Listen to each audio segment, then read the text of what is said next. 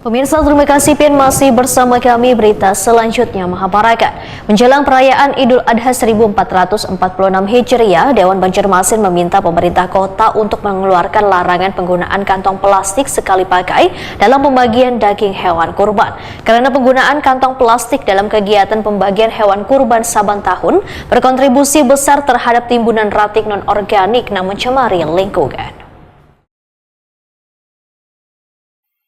Menjelang perayaan Idul Adha 1446 Hijriah, Dewan Banjarmasin meminta pemerintah kota untuk mengeluarkan larangan penggunaan kantong plastik sekali pakai dalam pembagian daging hewan kurban. Karena penggunaan kantong plastik dalam kegiatan pembagian daging kurban saban tahun berkontribusi besar terhadap timbunan ratik non-organik yang mencemari lingkungan. Demikian dipedahkan Wakil Ketua DPRD Banjarmasin Hari Wijaya, Wetakuni Prima TV jelang tengah hari Senin 2 Juni 2025.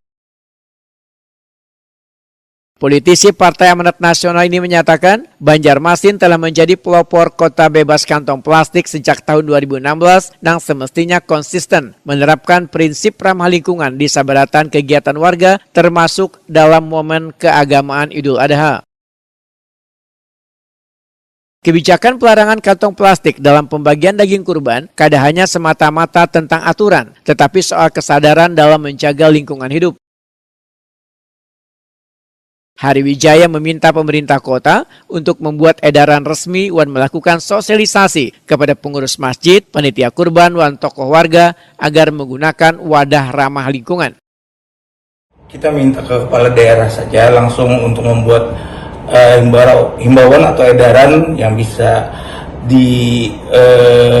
dibagikan ke kelurahan, dan kelurahan bisa menyampaikan ke masyarakatnya agar pada saat Idul Adha nanti itu bisa meminimalisir banyaknya sampah yang ada di Kota Banjarmasin.